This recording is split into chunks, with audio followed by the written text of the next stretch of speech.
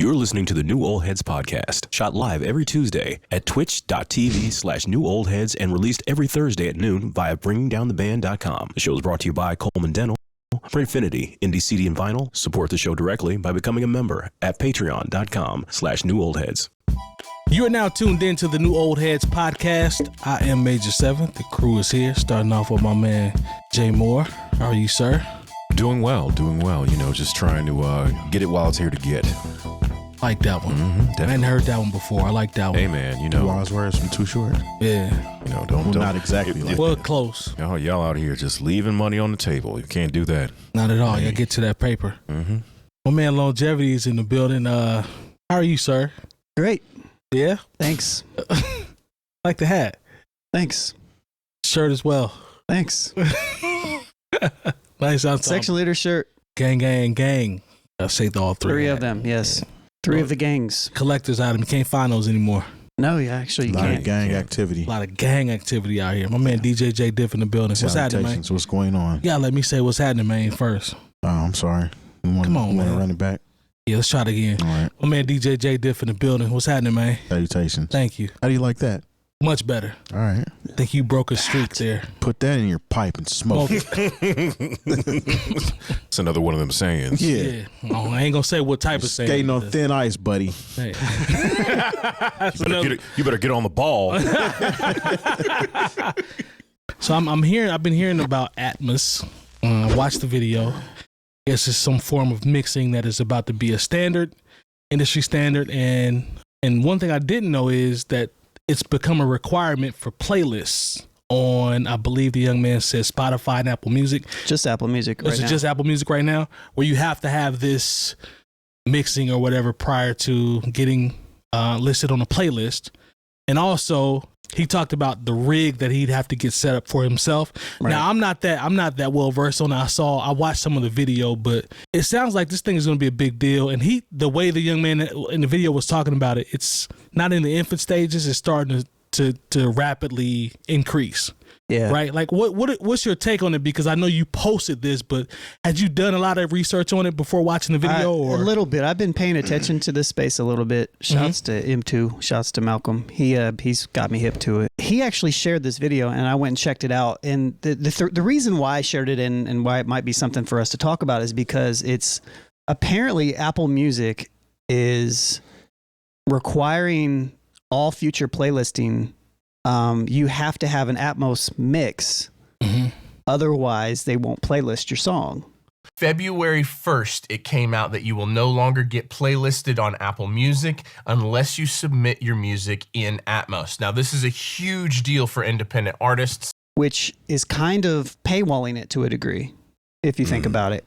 And so that's the angle that I was thinking about. But what it is essentially is it's just think of surround sound, but just on steroids. So speakers here, left, right, reverse, subs over here. So it's giving you a fully immersive sound. So like when you listen to music, it's like you get it's a fully immersive way of listening to music, essentially. And so it's supposed to be really cool, supposed to be really good. I don't know if it's really going to blow up like everybody says that it is. I'm curious about that. You know, we could make the same argument like surround sound didn't really blow up like we thought it was going to. Because it's still expensive. Exactly. And to your point about the guy saying he has to buy new rigs, to buy a rig to mix in Atmos is expensive. That was going to be my question because he talked about how this affects. We're talking 5 figures.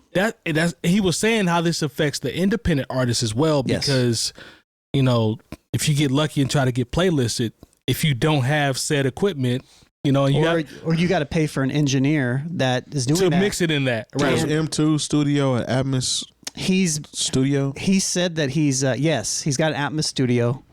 I've been over there once, but not since he's had it. He's like updated it. Mm-hmm. This is new to me. Like I was asleep on this whole concept. Well, again, the thing that stands out to me is like the fact that it is essentially paywalling. You know, like artists already have it hard enough, and Spotify's even recently launched like their discovery program that we talked about a couple weeks ago. Yep. You know, this is just another way to. It's another way to. Yes, it's pushing technology, Right. and I'm guessing Apple has a certain amount invested into it, but it's a paywall. And Seems early. So let me ask you this. As an independent artist and someone that's a creative or someone that's trying to be progressive, do you think at this point, based on what you know, it's a smart investment to go ahead and try to put your pennies together to get a rig for this? As a producer yourself? No, as a producer, no. Okay. I don't think so. I think this is mixing. Okay, so this is something where I can still mix my records as such and send them to Atmos engineers or whatever and have them. Okay. Yeah. Okay. That's what it is. No, I've got no interest in like getting an Atmos set up. I don't even like mixing and mastering as it is. So this is. You're good at it though. The interesting thing is the only thing that interests me about it is because I do like scoring related stuff, right? Ah. And so I've been thinking about buying like the premium version of like the DaVinci Suite, that's got all of the Fairlight technology built into it. For that, it's interesting to me. But as far as mixing records, right, I'm not sold on the experience being worth the cost. Okay. Like if I put on a set of headphones, am I really going to experience Atmos like that? No. Right. Because you remember, Maybe. I don't know. All your equipment probably has to match what this is doing. Atmos So standard. you got to have Atmos Earbuds. headphones, Yep. earbuds, Yep. speaker system, surround sound. Yep. it's just like when the Beats by Dre joints came out. Beats by Dre were never that. I used to try to. They were just loud and had a lot of bass. I made the mistake because I copped and I was on the wave and I'm like, yeah, man, I'm about to get some Beats by Dre just to bass mix heavy. Pioneers extremely bass. The Pioneer over the heads was a lot better than the Beats by Dre's, in my personal opinion. But I knew homies that produced or creatives that copped because they were Beats by Dre. Like people just walked around obviously just to have Beats by Dre. Bose was always a standard for me. If something sounded like Bose, then it was hitting. Yeah. Yeah, Bose was the high end. But even though Bose wasn't high end when it comes to studio related equipment. Right. But I've heard one of my best friends has one of those the bars, like the Bose sound bar. Sounds amazing. No, for sure. Right? Like it sounds. It throws sound too. So like this one speaker in front of you, you can hear stuff behind you. Yeah. And that's similar to what the Atmos stuff is doing. Like except imagine listening to a Prince record and you hear that. So I think, I feel like there is probably. It's probably an experience. Sound like we need to do a field trip, huh? Check this out. But my whole thing is this. What if this really doesn't catch on? Like surround sound. That's fair. I mean, look, and some of y'all, you got to realize, even if you had the money to buy one of these rigs, I listen to professional, and this is something I've picked up from Lone. I listen to sometimes professional artists who are, on major labels, and their records are barely mixed correctly in stereo. Yeah. Much less, sure. This new Atmos standard. And also it's like, okay, are they going to, for you to be, do you have to be a mixer and somebody who does this, do you have to be certified in Atmos engineering? That's a good question. I think what they are doing is, like you said, putting up paywalls and just, because now everybody with GarageBand and who can get Pro Tools can essentially put out what is considered now to be a professional recording. Yep. And maybe this, you never know, if you start peeling the layers back, and I'm a conspiracy dude on this could be a whole thing by the record companies. So they stop people from, sneaking through the cracks and not paying the fees, and all of a sudden they have a song like that blows up and winds up being bigger than anything that they've paid for. Like, I guarantee you, nobody in the record industry was happy for Glorilla's that song, Let's Go, FNF. Nobody. Llama. Llama, red pajama, Reese's story, Reese's mama. Yeah, they didn't want that to work, because here is a song that you had to play on the radio that got all this play in the clubs that nobody paid for. Yeah. It was just such an organic hit that you couldn't act like you didn't hear it or see it. And if you have this new standard for getting on the playlist that not only has a financial barrier, but a technical proficiency barrier, you're going to keep songs like that off of playlists and try to do the best you can to keep them out of people's consciousness. So the people on these major labels the promotion staff has spent $150,000 to try to make hits and get into the consciousness of these program directors and these music directors. I'm looking at it from that level where you're trying to create barriers to keep people who can make a song independently out of the space of the places where major labels have spent the money. You know, because like I said, I think we've all seen like Wendy Day. When she speaks on how much it is. Shouts to their podcast. It's really good. To get a song on the radio and to get things really moving, especially for a new artist. You know, when Glorilla and Hit Kid recorded a song and then 30 minutes later recorded a video, and all of a sudden that's the biggest song of the summer. No, we got to stop that. I don't think it's really going to put a damper on any of that though, because just because Apple is saying to get on our playlist, I can make my own playlist featuring the artists that I want to be on here, and it's still on there. It's just not one of the essential playlists on Apple. Me personally, I don't even have Apple Music, so I don't listen to any of those playlists anyway. I don't either. So Spotify, the news that came with that in the video was that Spotify is building their Atmos studio, probably to follow suit in the near future. And so that becomes the question, is like, what level of paywalling are we actually looking at? Yeah. Does it really matter? You know, sure, there's going to be. But you also have to think of all the equipment that everybody clear around with everything music has to do. So it's almost like they're saying we're the only people you can come to have your music sounding like this. Right. But there's a lot more people I can go to. So I just don't go to you. What do you mean though? Because I mean, if you have this Atmos mix or whatever, right? In order for us to hear it how it's supposed to be heard, you're supposed to have a good sound system, right? I guess. I mean, because I'm pretty sure that if I'm just putting some regular earbuds in, I'm not hearing it the same way. I'm guessing if they're just stereo. Right. So, I mean, you have to be banking on everybody going out, dropping bank on all of this stuff. I think that's in cool. order That's to more hear it to. right. So I think that's part of what I was saying.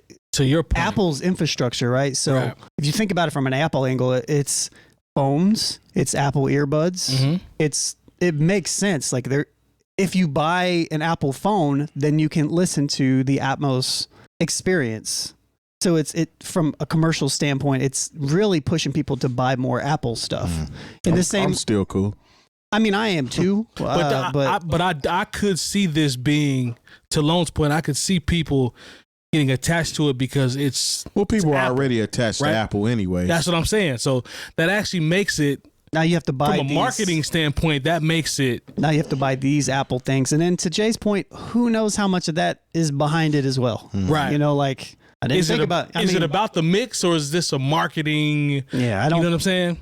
It's like, we want to push out this technology. We want it to be a great experience for our users. This is almost like a laser disc. It's not they're not. I don't think they care about our experience. They care about a way to keep certain. And be first. Song, to make sure that the people involved, because a lot of these, Spotify has investment from these major labels. Okay. Facts. And when you start, like I said, peeling the layers away, you gotta understand, like, it's not about our experience. It's about maintaining their profit margins and creating certain barriers. So like the people who are taking 80 and giving out 20. They only want so much. They only want the people who are the artists who are somehow figure out a way to get 80, or 20 goes to the major label system or any of these systems. You know, they want to keep as many of those people out as possible. And with embracing this technology, honestly, I have a Tidal that has Atmos. Maybe it's just because I'm using it through my phone, and I'm using it through some headphones that I got off of Amazon, for $20 or $30. I can't tell the difference. It's nothing. The experience is not special to me. I saw there's an app on my Xbox to where you can have there's an Atmos app, but I'm like, I don't see the point in playing this through my Xbox when I'm playing through this flat screen TV that's like 8 or 9 years old, and I don't have a sound bar or a surround sound system. And the crazy doing that. And the crazy thing is we still, as people that mix anyways, we try to mix in the worst possible. Like, the approach is always like, cool. When I check my mixes, I check on a phone, I check in my car, I check on these horrible speakers over here, I check on these ones, even though I mix in good speakers. Right. And so it's like, the car test. Who cares what it sounds like on a $10,000 yeah, exactly. rig? Most people don't have that. Yeah. That's how it's going to be consumed. Like, that's how it's 9 times out of 10. That's how it's going to be consumed. And even though the technology is there, like to your point, like most of the records I hear now they sound like they're mixed for a phone. Like they don't even, most of the mixes aren't even very good in my opinion. Yeah, so I don't know. I'm not sold on it, man, because I mean, the two apps that you're talking about to use it, I don't subscribe to either one of them. Well, you said Tidal. I didn't even know Tidal has. I didn't know either. Well, Tidal has an option, so you can have the regular option and the hi-fi lossless. option. But I don't. After because I used to get it through my phone carrier, and now they've switched over. Like I said, they're not paying us. And once they switched over, and I just subscribed directly to Tidal. Like it changed it, and I was like, "Well, whatever I lost, I don't care. I can still listen to the majority of my library, and I can't tell the difference a lot of times anyway because I'm not listening to it in $10,000 speakers." No, I'm not an audiophile like that to the point where I would even care. It's kind of the same thing as when you talk about something that's 320 versus 120.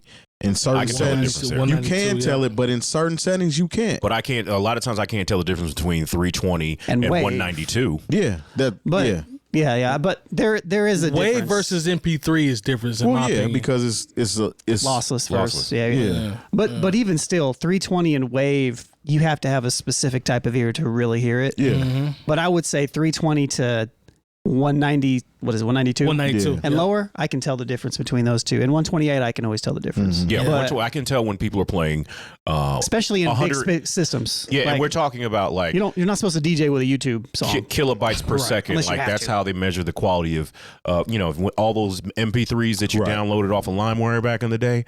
Like I can tell when you're playing those out. Them mugs is 90s. Yeah. So I've seen people try to get away with playing 96 kilobyte per second. Come on now, but.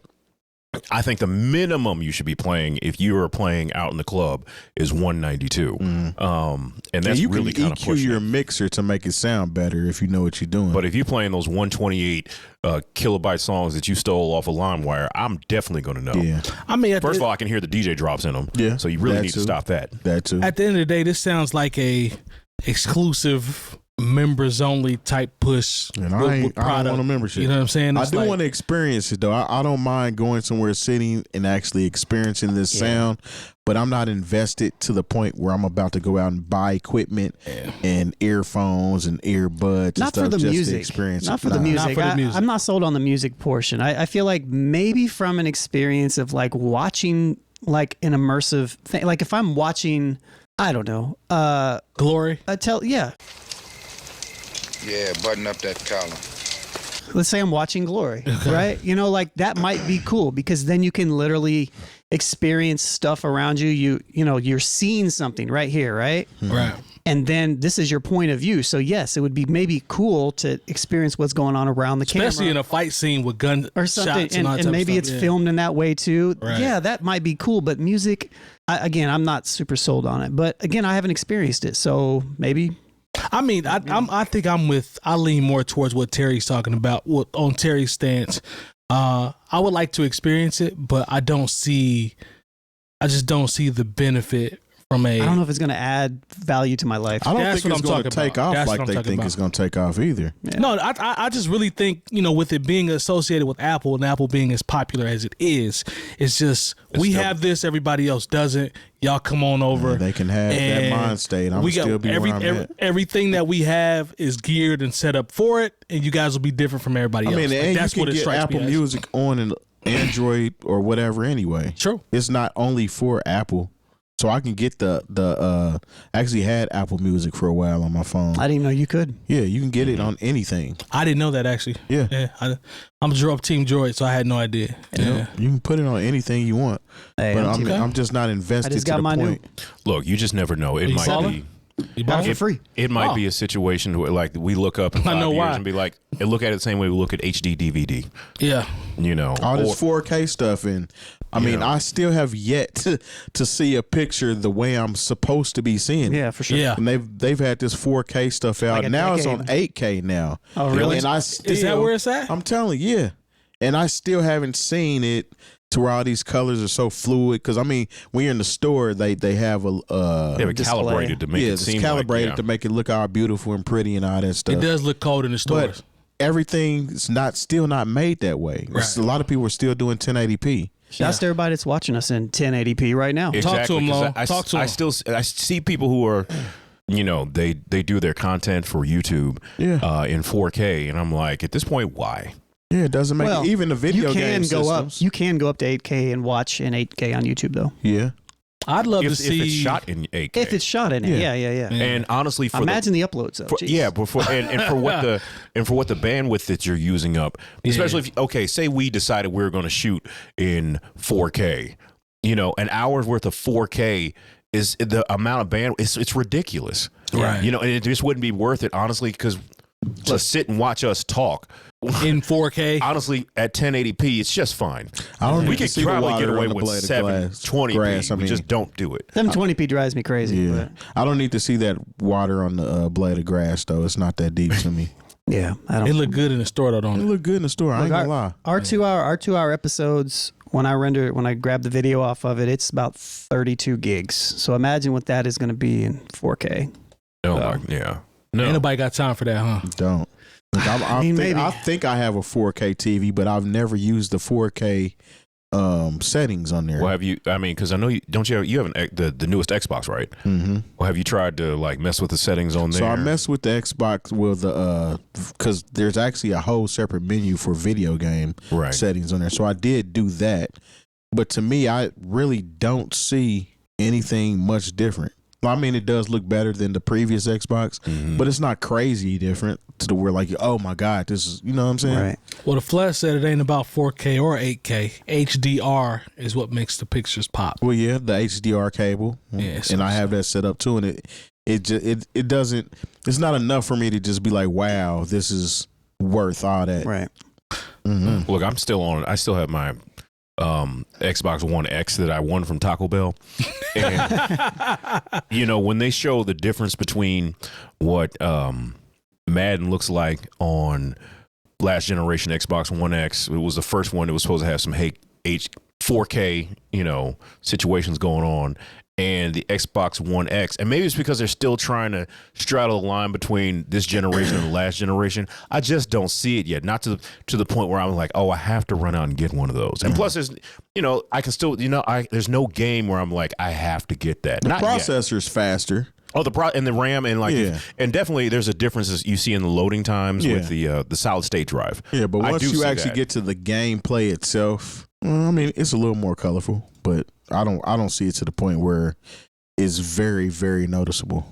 No, I mean, like, because, you know, the last Halo that came out, I was like, okay, I mean, I guess I can. I was like, I can't.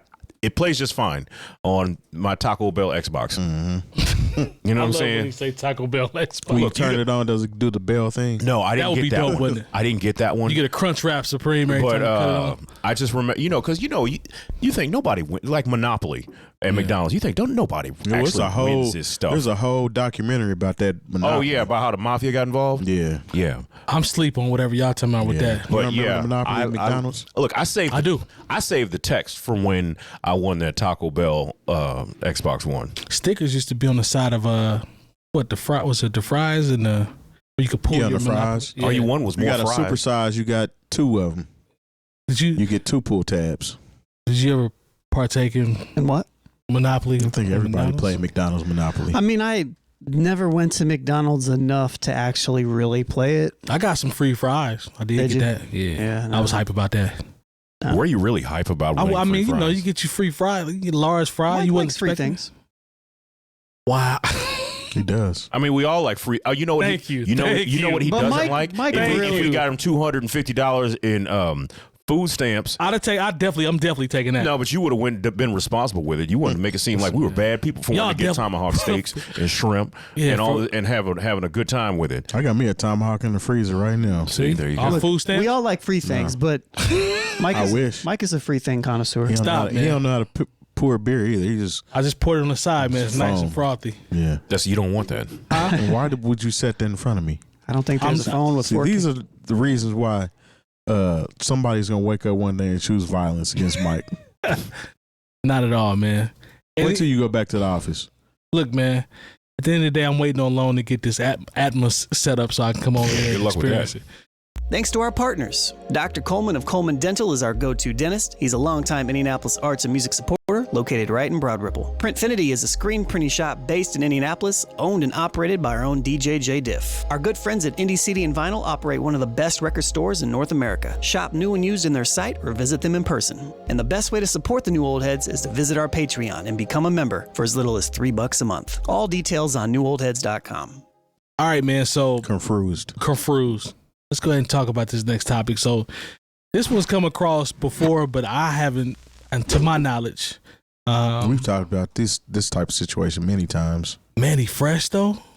Not Mannie Fresh specifically, but Mannie Fresh, catalogs. He sold his catalog to a company called Reservoir Media, who's also known as Reservoir Media Management. They're based out of New York. It's called Reservoir Holdings Incorporated as well. And Mannie says it's great to be joining up with Faith Newman, who's a member of the board and the entire Reservoir team. He says, I'm grateful for their support and I know they'll take care of my music. What is that? Like, that's weird to me because the publishing is involved. Everything is involved for his catalog, but he says they'll take care of my music. If he says so. At the end of the day, me personally. What am I missing here, bro? Nothing. I mean, if people want to sell their music, they can sell it. Because you can't take it with you at the end of the day. You can't. But you can't. I would, if I was to do it myself, if I had family members, I would somehow cut them into the deal. Thank you. To where if anything were to happen to me or in the, you know what I'm saying, in the distant future, my family would get some kind of percentage of it. Benefit off my legacy. Yeah, so I wouldn't necessarily sell the whole thing. Okay. I would keep a certain percentage for them. I mean, because that's what we do it for, right? I would agree. For legacy and for long-term benefits. That's the only thing that I would personally do. But I don't see anything wrong with actually selling it. See, but I like your train of thought as it relates to keeping a portion so that my fam can be cut in for generations. Right. Right? Like, because once you give it up, whatever the lump sum is, which was not, to my knowledge, unless I missed it in this article, was not announced. But it's gone at that point. It's exactly. And if we know the key to success in America is built on legacy. Right. Because there's people whose families are still pretty much on top of things based on some stuff that happened in the 1800s. Right. Generational wealth is all set up to where now my relatives hundreds of years from now are still eating off of this. And they'll be straight. Exactly.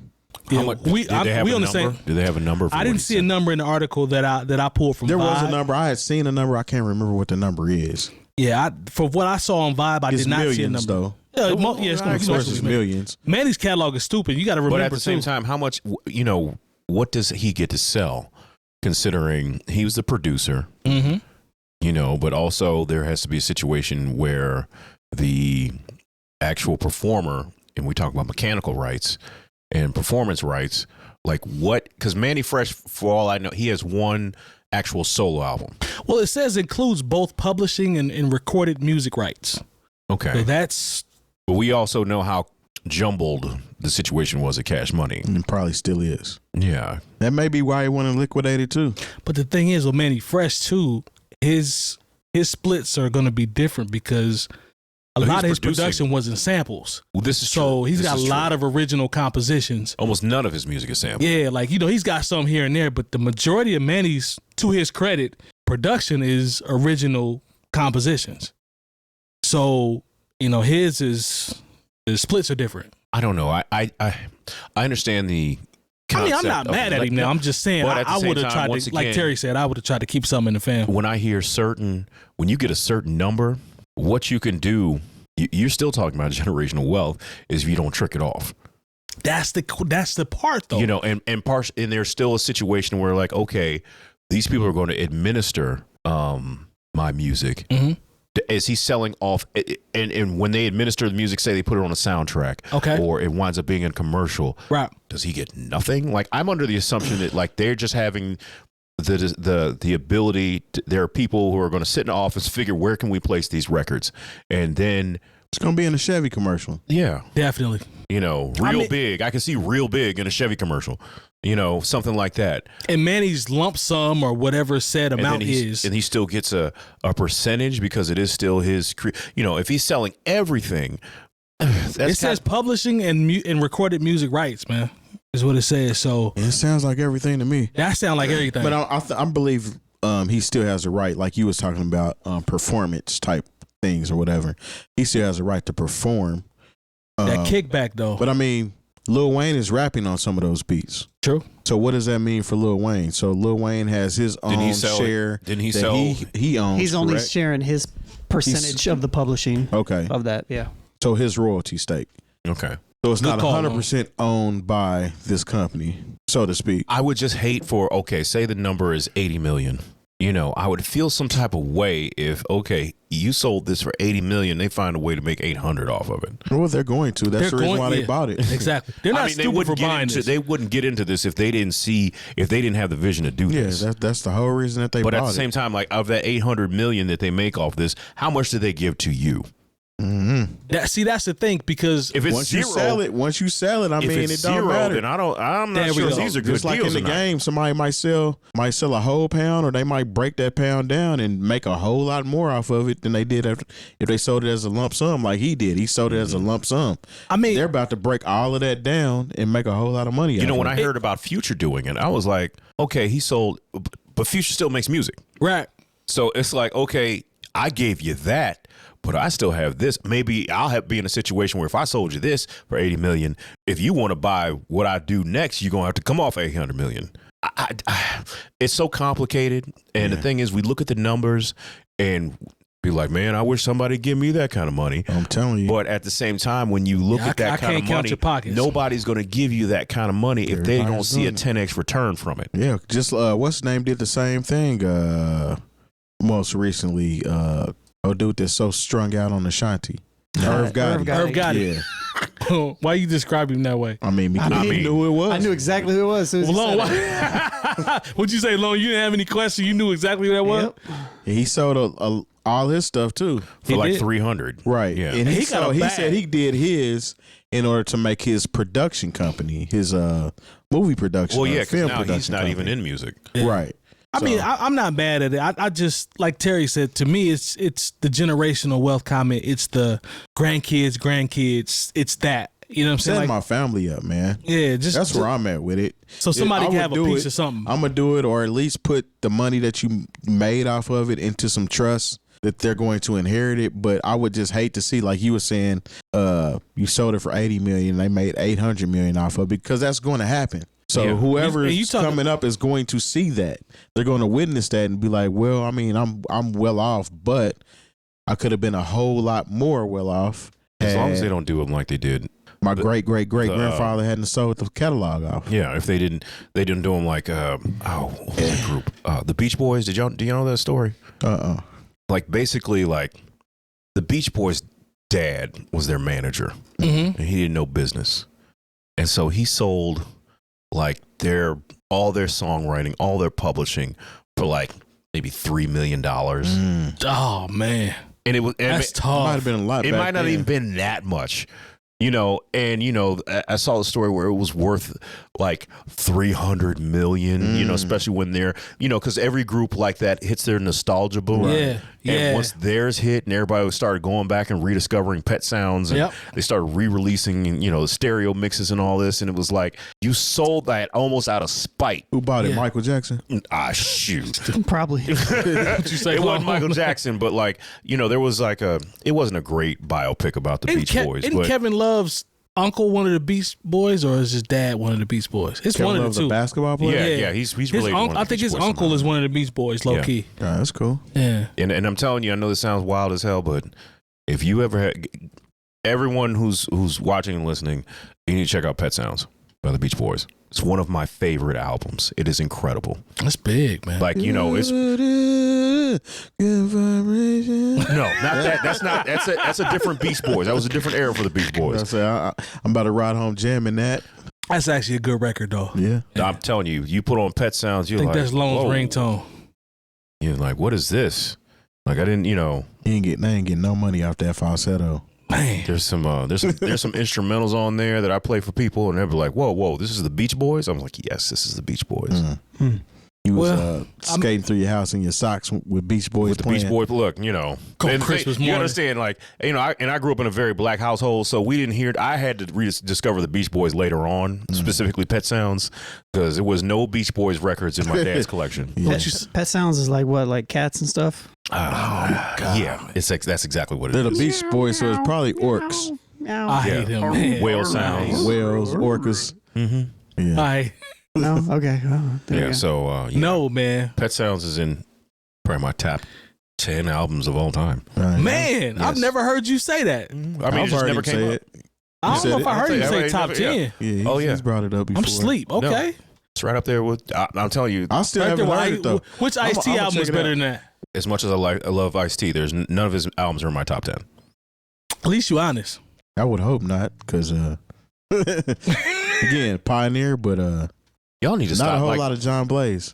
I need y'all to stop. We 'cause give him I'm- his props, but that's where it stops. No, because I still contend Ice-T has 2, maybe 3 classics. And I've heard all of Ice-T's albums, Huge fan. and Hey, he's got some really good singles. iconic records, But legendary. as far as a whole, Power and OG are both classics. Nah. Power's album cover is definitely classic. Classic. No, the actual album. It's got some classic songs on it. What's the one where he had the shotgun in his mouth? How do we Pretty get much talking about Sean. Ice-T? They bring it up. I don't even Don't do bring up that. Ice-T. Bring it up. I don't even bring That's up Michael. Ice-T. You know Mike like to bring up old Did stuff. you just I was call me talk- I- Michael? Yeah. I was never heard you- talking about the Beach Boys. He had to bring up Ice-T. Hold on. Did you just call me Michael? Nobody did. cares. Wow. I never hear my name Michael, so Nobody cares about you, Michael. excited when you said that.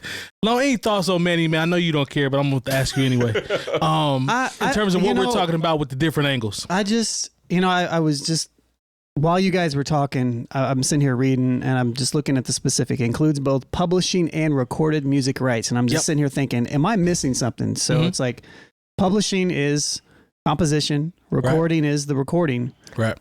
But under publishing is both stuff that gets played on the radio, which is like performing rights, or if somebody like replay, like covers, right? And then you have mechanical royalties, which is everything that is iTunes, digital, selling CDs, all that other stuff. So that's under composition. That's selling all your publishing. Right. Recording rights is digital performing rights, which is like if somebody plays it on like Pandora, something like that. And then recording revenue is not mechanical, is what it says here. But I had to go back and just relook at this. I was like, am I missing something? Because it's just, I don't understand why people sell it. Well, I just especially don't get it. Mannie Fresh, because I don't get it. since so many of his compositions are original and without samples, now we're getting to the point where people are sampling Mannie Fresh. I just don't understand That when we talked about the original composition part, to me, that makes me want to hold on to it longer, because the pie is different to me. There's not a lot of sample clearances. There's not multiple producers or writers listed. Like the majority of his catalog is him. Like, to me, I'd hold on to that longer than I Didn't would if I Bieber was sell some of his catalog too? A whole bunch of people have done this. It's like, I think this is just the thing right now. The last just thing sell that some of your stuff off. I mean, but he's selling all of it, isn't he? It said like 15 records. I just don't understand how he 15 can- song or 15 albums that he has associated with Cash Money is what I read. And so the last time we talked about this, the deal kind of made sense because there was still like splits involved somehow. Right. He said it's only 15 songs. 15 albums. 15 albums on Like, Cash how Money. the hell is only 15 songs? But I don't understand like why you wouldn't keep a small percentage of it. I don't either.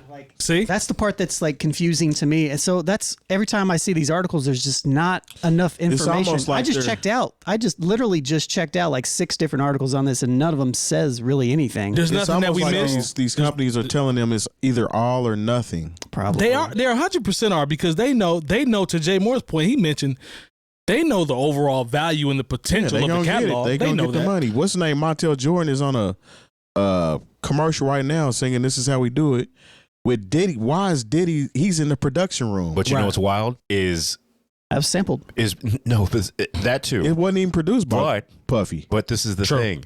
Because Montel Jordan got into some tax trouble, he had to sell off his songwriting and his publishing. So he had to get permission to sing his own song record. Yeah. On that commercial. in that commercial. Damn. Somebody else gets the majority of the money. How for crazy that. He is gets that? paid for the commercial, The but he act doesn't of get doing it. paid for the music. That's crazy. You know, and look, this is the thing that kind of this should bring a certain level of clarity, and maybe somebody should tell this to everybody before they do this.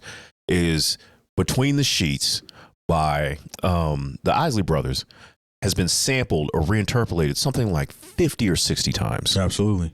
And I'm not sure how their publishing and songwriting situation is, but that should have been like Should took care of his tax evasion. You ain't had. I'm just saying. I mean, you know, he said what he said. He said what he said. You had to do Ronald Ice like that. But Don't tell the truth about people.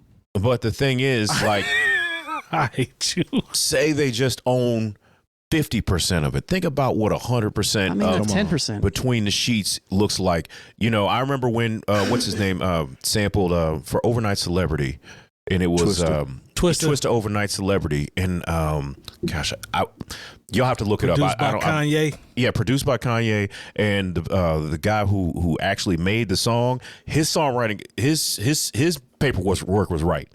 Basically, he went to the mailbox one day, was seeing 6-figure checks off of something he had nothing to do with. Lenny Williams, ain't it? Lenny Williams, that's right.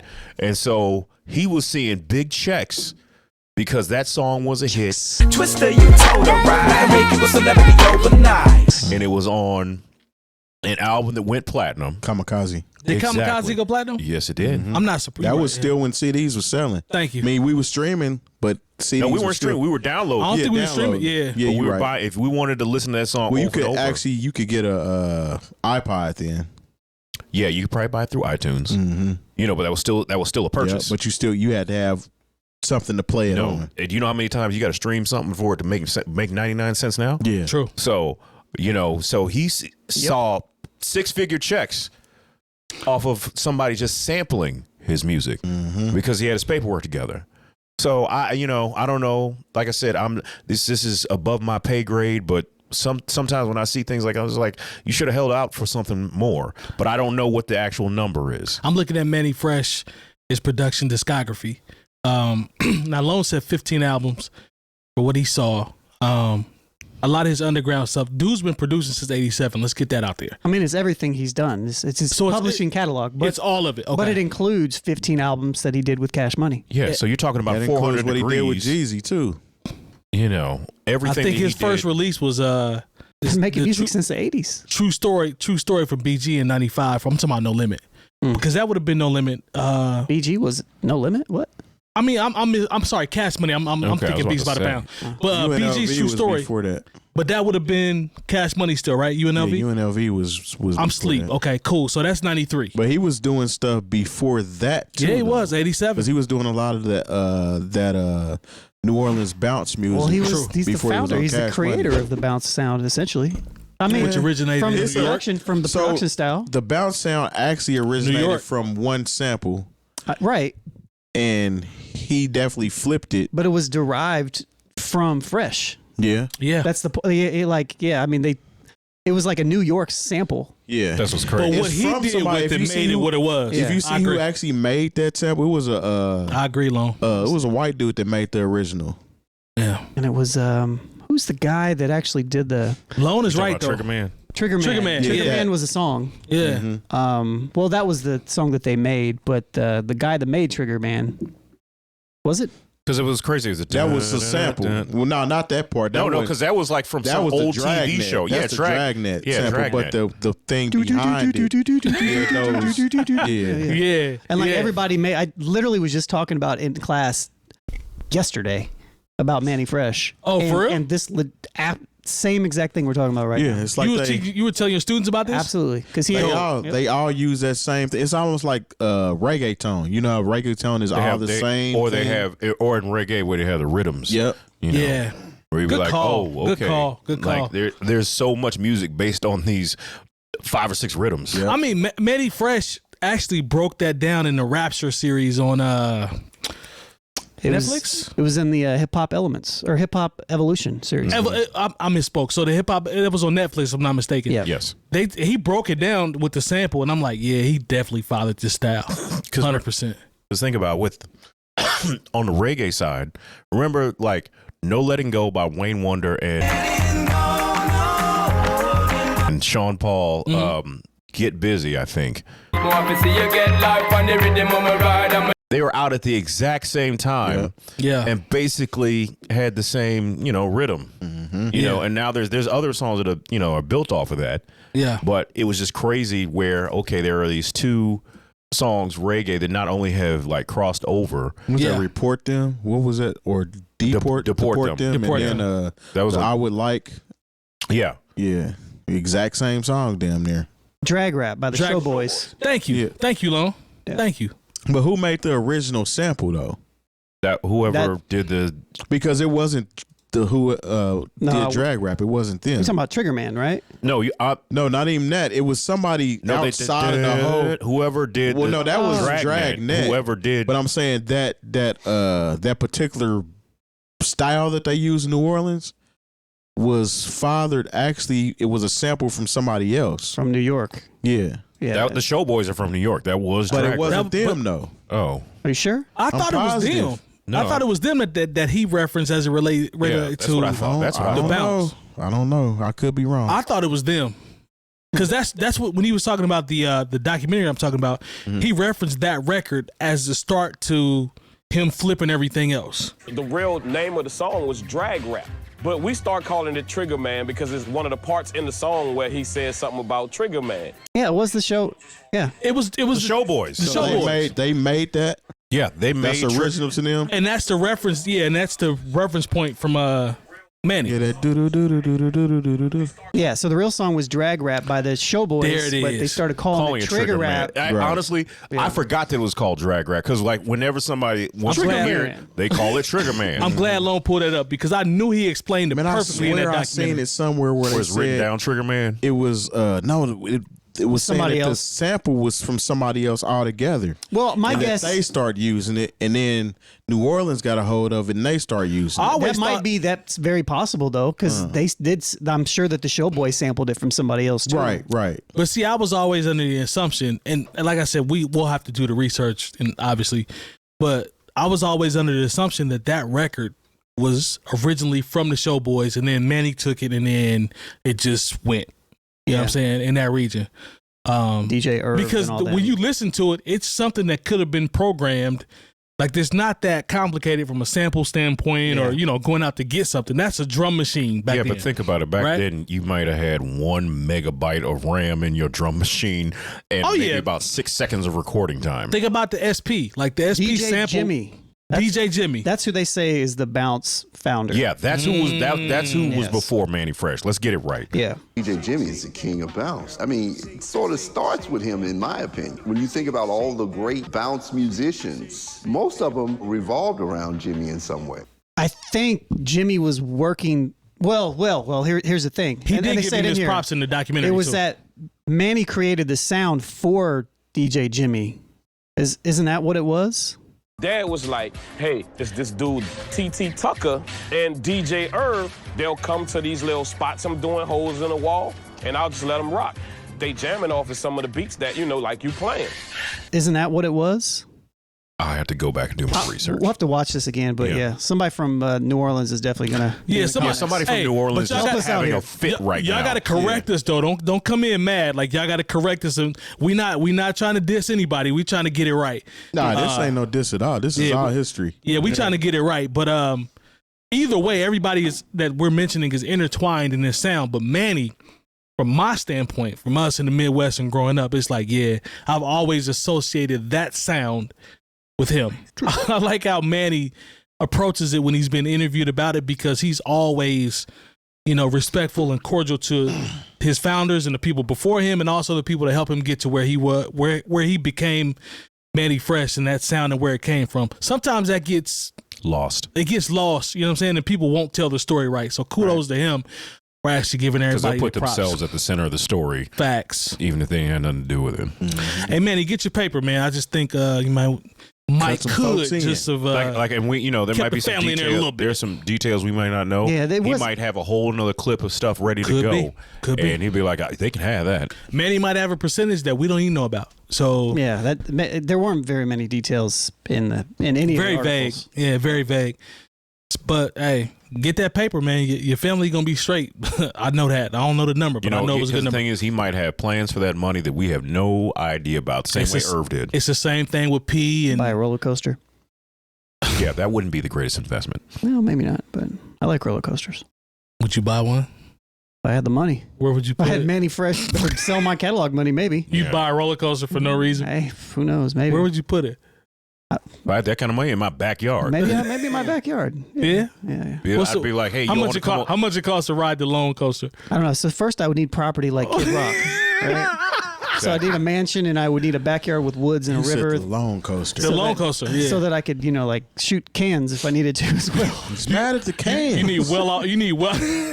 need well off family members with land before you can get started. And then apple orchards and horses and whatnot. Yeah, I do all that first. Galloping. And then have some sort of. But for the Lone Coaster, what's the ticket? It depends what the coaster's like. Oh man! Did y'all see 6ix9ine do single WAP? Absolutely not. Y'all didn't see That's this. not on my Y'all didn't radar. see this. WAP? Is that WAP? I think that's how you say it. It's shot in Uganda. Who cares? Yeah, this is definitely a who cares moment. It's shot in Uganda. Who cares? He's singing. Who cares? And I guess he's going all the way from rapping to singing, and he's giving out money to kids in Uganda. He always goes somewhere and give out some damn money. Yeah.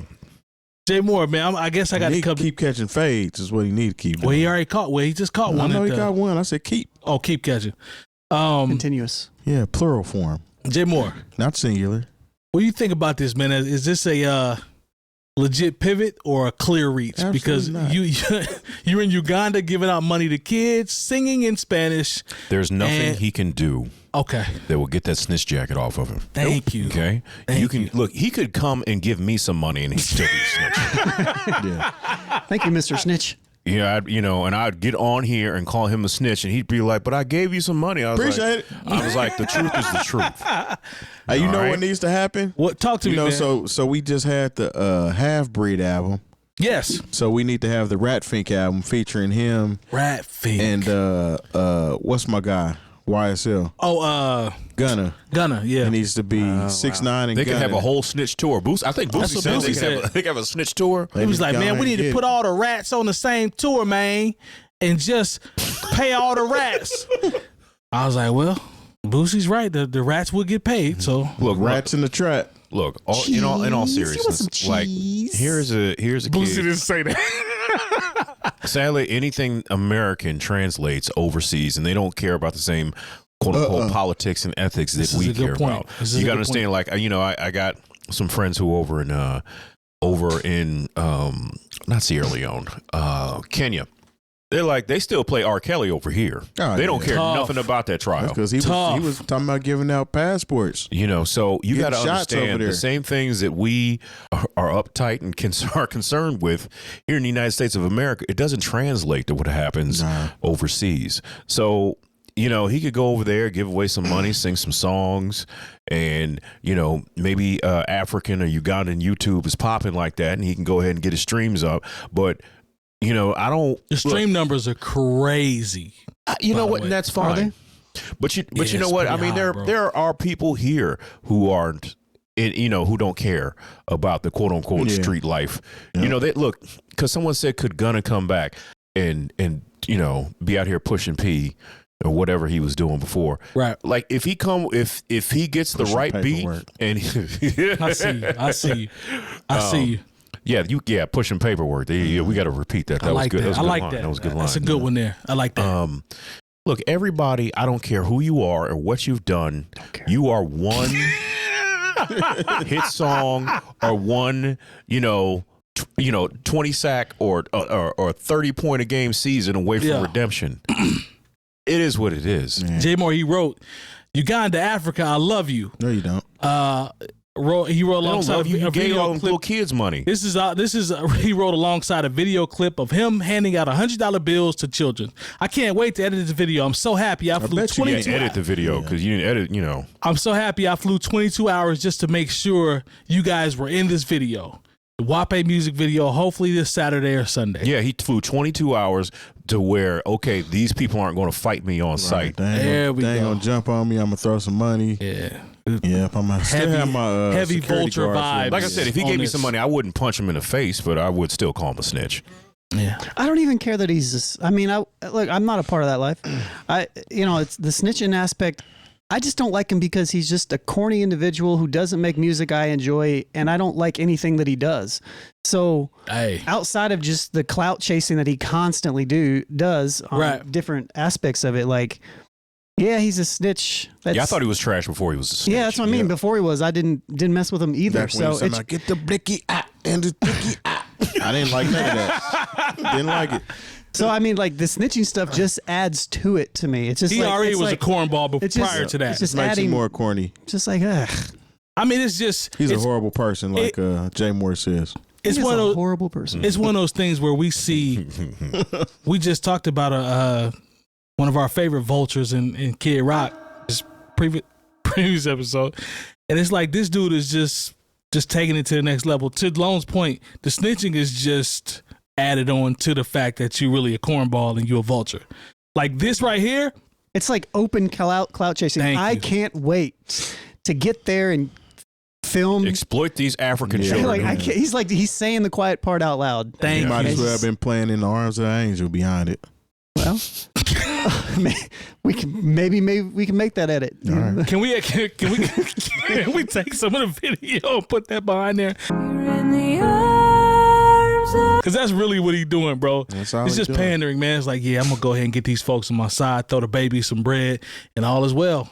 It's not. As I turn myself into a pop star and cross over, because I was just shooting people in my music. Hey, man, have you seen the numbers? Like, look, Mr. Beast. Everybody knows who Mr. Beast is. Yeah, the biggest YouTube guy. Like, right. He started doing like stuff, all of his content in different languages because he could make like just as much money as he was making, but in a different language as well. Dang, hustle. That's smart. There's plenty of can't knock the hustle, right? That is smart. That is smart. There's plenty of opportunities in the world for somebody like him. Look, 6ix9ine. No, that's the thing, because a lot of times we think America is the world.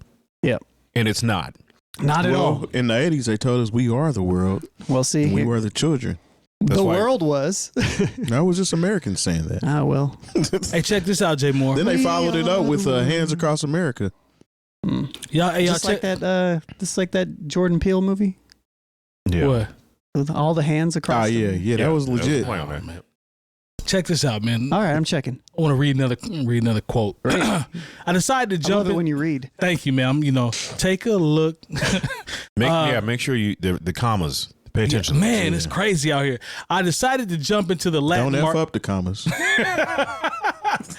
I decided to jump into the Latin market because one, I am of Latin descent, and two, not the main reason, but I signed a $3 million deal in 2020 for a Latin album that I never delivered. Well, I think that is the reason. Sounds like it to me. You signed a $3 million deal that you have to deliver one, sir. But I never expected to receive the support that you guys have given me. I want to say thank you and I love you. Heart emoji. You are not welcome. You don't say thank you to me. Well, he's not talking to you. He's talking so why to did he do a people. Latin album in Uganda? Because or he's a Latin song in Uganda. I mean, he's not smart. It doesn't even make sense. Does that make sense? He's from the school of clout. He is from that's his era too. He's from the school of clout. He's it's not supposed to make sense, right? Maybe he'll make an Ugandan album next. Run his fade, man. If the deal is right, though, Lone, deal got to be right. He don't care about them babies in Uganda. Shout out to Planet Fitness or where he got dealt with. Shout out to everybody who beat him up before he went to jail. Shout out to my whole St. Louis squadron that got up with his glamour. I appreciate y'all. Bong bong.